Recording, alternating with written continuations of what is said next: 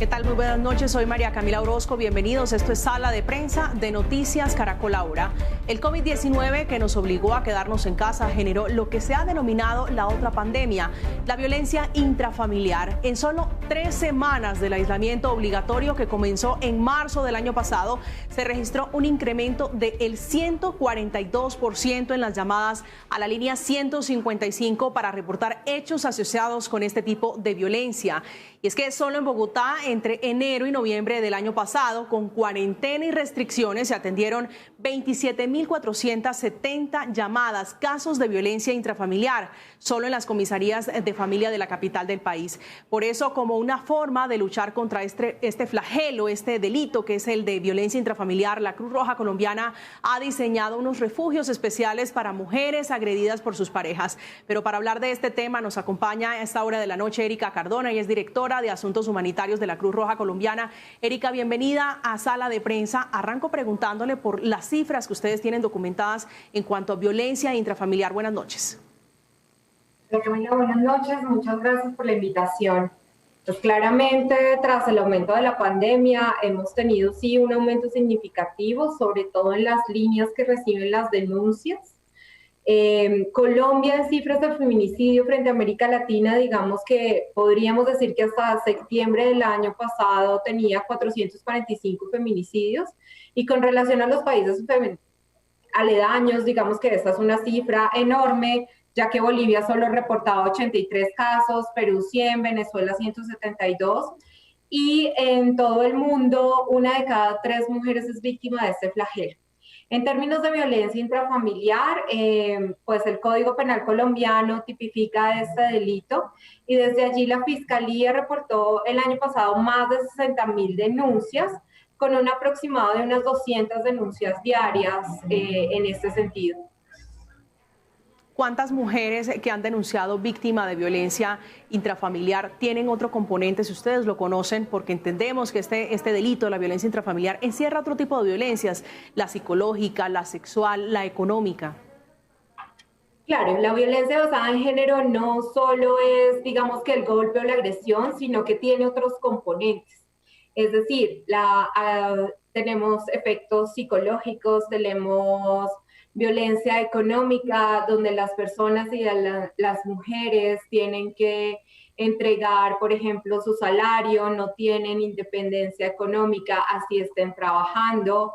Encontramos que existen también algunas situaciones asociadas con, digamos que utilizar cualquier otro miembro de la familia o sus propias familias para las amenazas, el menosprecio, los gritos, la intimidación, la violencia verbal a través de estas ofensas y esta manipulación y burla.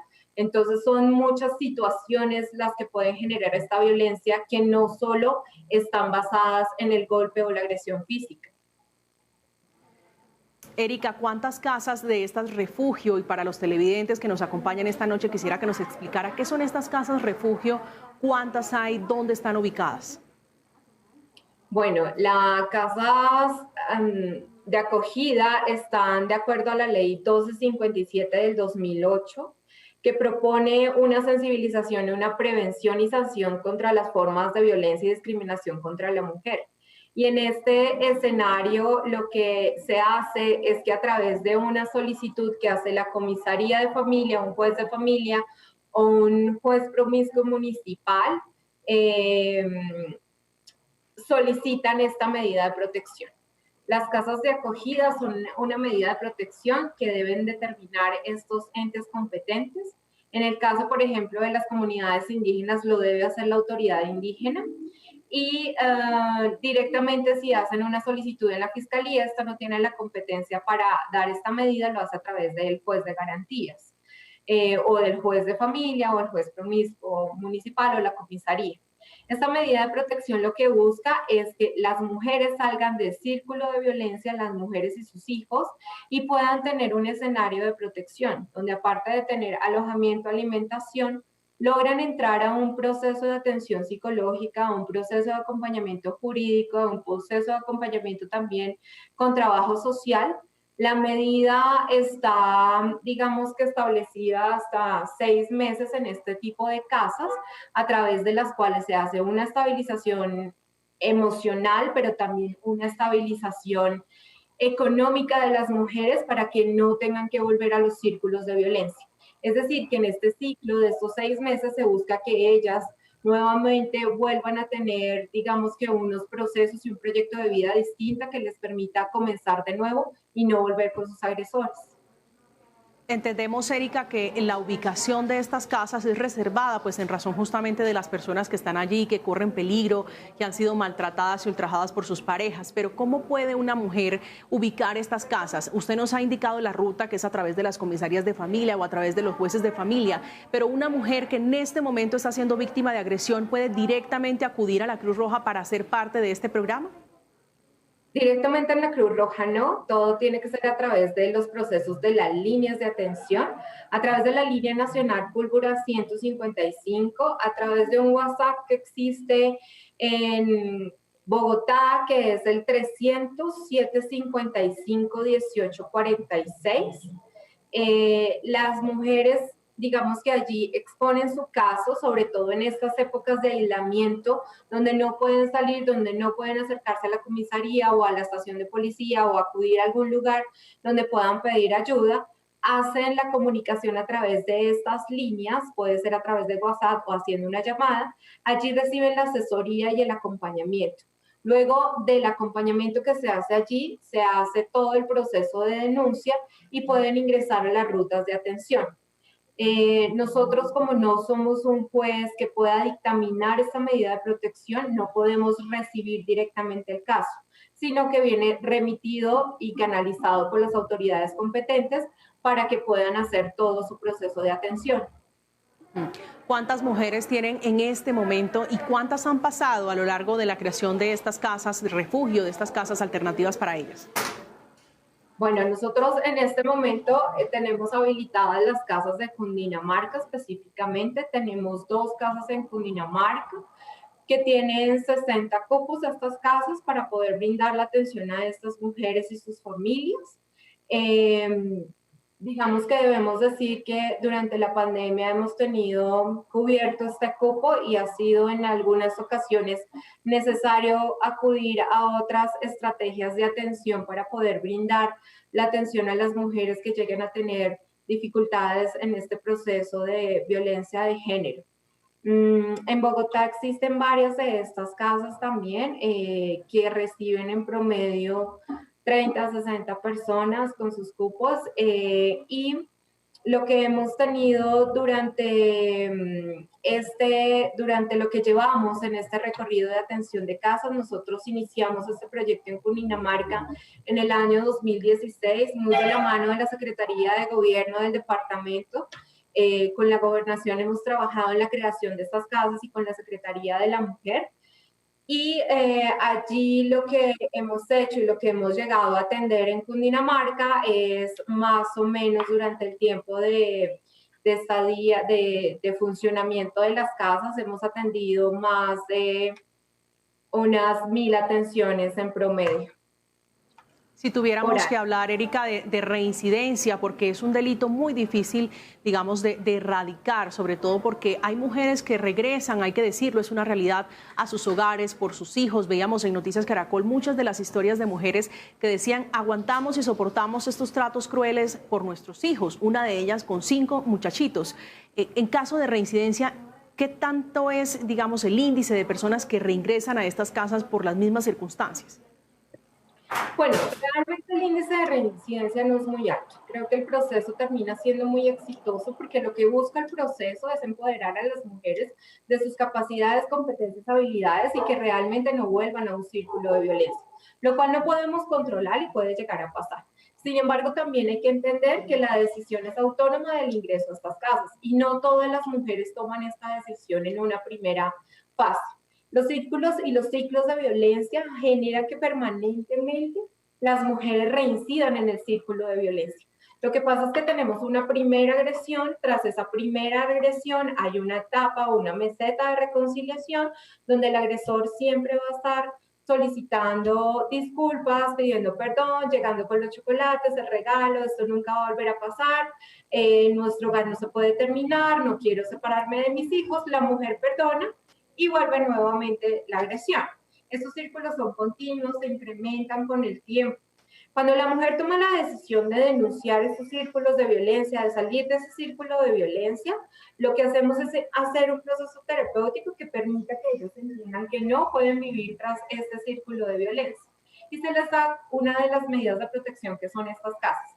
Cuando se le explica a la mujer cómo funciona la casa, porque la funcionalidad de la casa implica que las mujeres tienen todo contacto con el exterior, incluso todos los dispositivos electrónicos se retienen al momento de su ingreso para que no puedan ser ubicadas, pero también para que no tengan ese contacto con el exterior y vuelvan a llamar a sus agresores.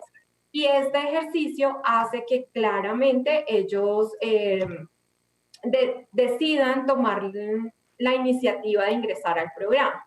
Pero no es fácil para todas las mujeres. Muchas mujeres apenas llegan y ya se encuentran en la casa, entrando, deciden no ingresar a ella y salir del programa, porque digamos que sienten esto que es como, digamos que vulnerar toda su privacidad y sienten que no cuentan con las herramientas. Una vez ingresan al programa y podemos ya hacer todo el acompañamiento, sí podemos decir que tiene un alto grado de éxito el desarrollo de las estrategias de afrontamiento con ellas.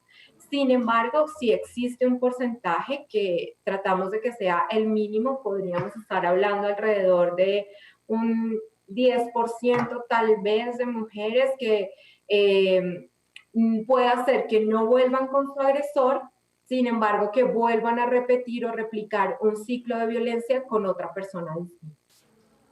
Esto en cuanto a las mujeres, doctora Erika, pero ¿qué pasa, por ejemplo, con los niños? Porque entendemos que este proceso también involucra a los niños que viven en estas casas con sus mamás que han salido huyendo de estos círculos de violencia. El proceso, por ejemplo, de formación, de educación, ¿cómo se plantea desde estas casas? Claro, desde las casas el proceso de formación y educación con los niños también digamos que sufre algunos tránsitos. Nosotros en este ciclo con los niños, lo primero que se hace y la primera fase con ellos es también una estabilización.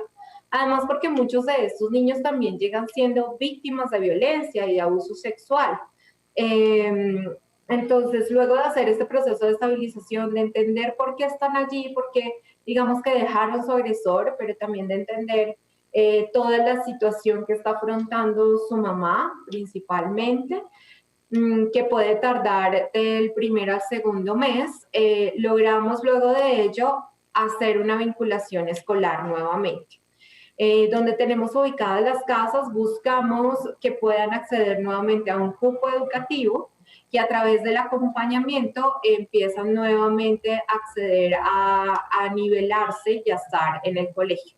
Sin embargo, lo que buscamos también en esos 2 meses que todavía no ingresan a esa actividad escolar, digamos que ya de formal, lo que hacemos con ellos son unos procesos de refuerzo escolar y hay una pedagoga que acompaña en las casas este proceso con los niños, con tal suerte de hacer esa estabilización, pero que también no retrase su proceso escolar y pueda dársele continuidad. Para los niños es generar este duelo, ¿no? Sí, ese duelo del que hacen parte los menores de edad, que en muchas circunstancias no entienden por qué abandonan el hogar, a pesar de que son muchas veces testigos de los episodios de violencia. Doctor, usted ha indicado que son entre 4 y 6 meses el tiempo de permanencia en estas casas de paso para las mujeres. ¿Qué pasa una vez abandonan este lugar porque ya cumplieron ese ciclo de fortalecimiento, entre otras de autoestima? Porque escuchábamos los testimonios de mujeres en Noticias Caracol que decían, me siento más fuerte, con más vitalidad y con mucha más energía y con la conciencia plena de que no necesitamos de un hombre para emprender, para poder salir adelante. ¿Cómo es ese seguimiento de ustedes después de que se abandona este programa? Bueno, una vez, digamos que lo que nosotros al finalizar ya hacia la última etapa o el ciclo del programa, nosotros buscamos generar algún tipo de estabilidad económica. Y esto busca que generemos algún tipo de enganche con algún empleo o también algún tipo de ingreso económico que pueda hacer a través de alguna actividad particular que empiece a hacer de forma independiente. Y ahí, una vez ellas egresan, nuestros profesionales mantienen el contacto con ellas, sobre todo telefónico, y también con esa red de apoyo sobre la cual hemos construido su regreso nuevamente al exterior. Esta red de apoyo muchas veces son sus familiares con quienes también hacemos un trabajo previo a la salida de las mujeres, con tal suerte de que puedan ser ese sostén de estas mujeres y su salida. Allí entonces estamos haciendo como unos monitoreos continuos, telefónicos, bueno, digamos que ahora por el tema de pandemia, para saber cómo van estos procesos. Si hemos tenido algún proceso exitoso en términos de empleabilidad, esto también lo hacemos con las empresas que están asociadas a nosotros y que nos ayudan a brindar esta posibilidad a las mujeres. Tal vez un punto importante que lo había pasado por alto era el costo. ¿Esto tiene algún costo para las mujeres, para los niños? Porque entendemos que allí reciben la alimentación, que reciben todo, digamos, lo necesario, los elementos básicos para poder emprender y seguir su vida. Claro, el programa no tiene ningún costo para las mujeres y las familias que acceden allí.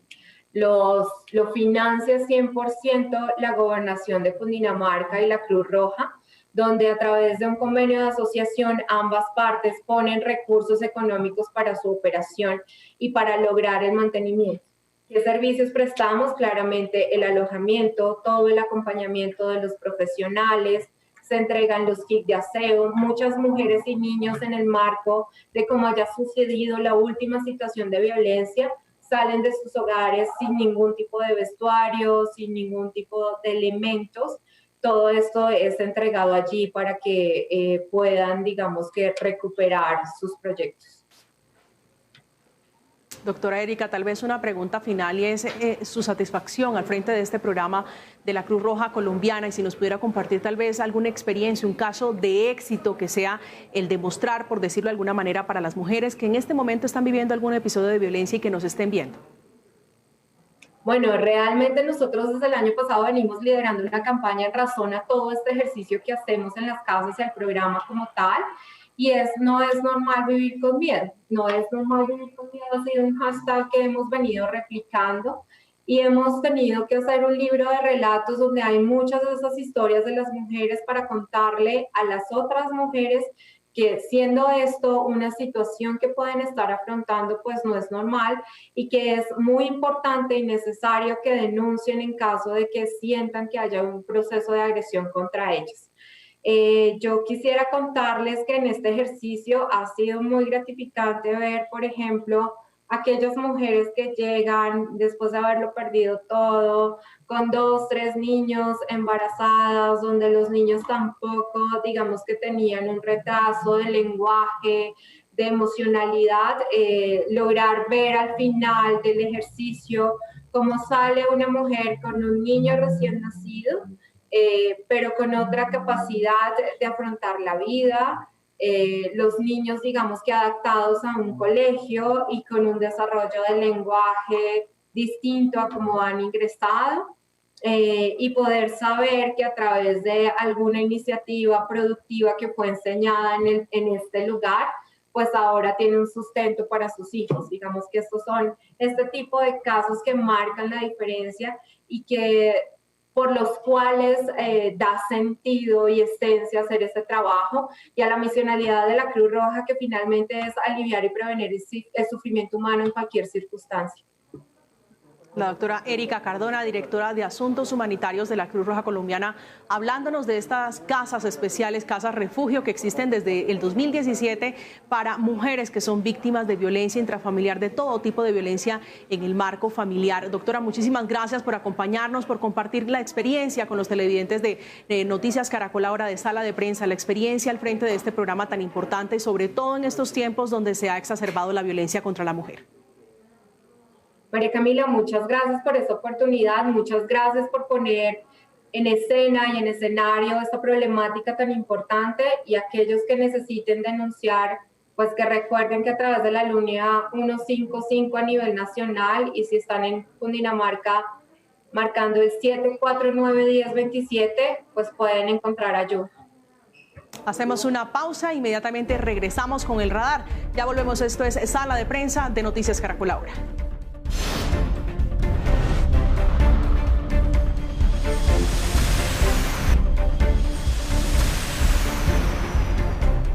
Gracias por seguir conectados con nosotros en Sala de Prensa. Ahora saludamos a Ricardo Ospina, director del servicio informativo de Blue Radio, para ver qué nos tiene en el radar.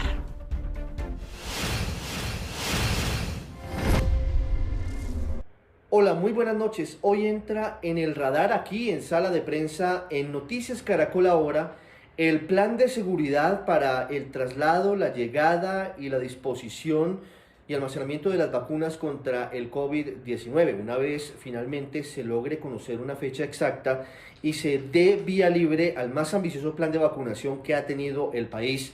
Se trata de una estrategia diseñada por el fallecido ministro de Defensa Carlos Holmes Trujillo y que cuenta incluso con el apoyo de agencias internacionales.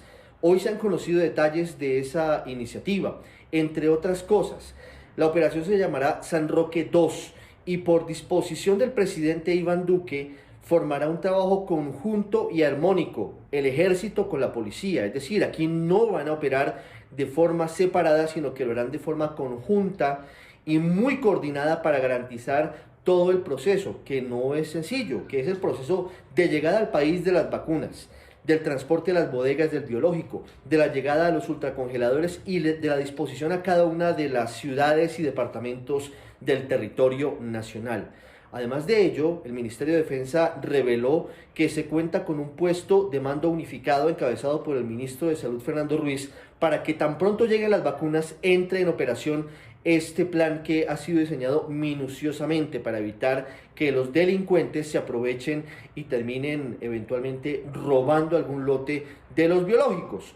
Y al final se ha conocido hace pocos minutos que también se contará con el apoyo de Interpol y de Europol, toda vez que ya comienza a generarse una alerta frente a la posibilidad de que empiece un gigantesco mercado de contrabando internacional con las vacunas, como ha ocurrido con algunos medicamentos. Y por eso se integran agencias de policía internacional para cerrar la brecha a cualquier intento que se haga desde Colombia para el hurto de los medicamentos y en particular en este caso de las vacunas y su venta eventualmente en los mercados ilegales en todo el planeta. Ricardo Ospina con todos los detalles del plan de seguridad previsto para la llegada de la vacuna del COVID-19 al país. Terminamos, así llegamos al final de Sala de Prensa de Noticias Caracol Ahora. Gracias por contar con nosotros, por permitirnos entrar a sus hogares. Feliz tarde, feliz noche.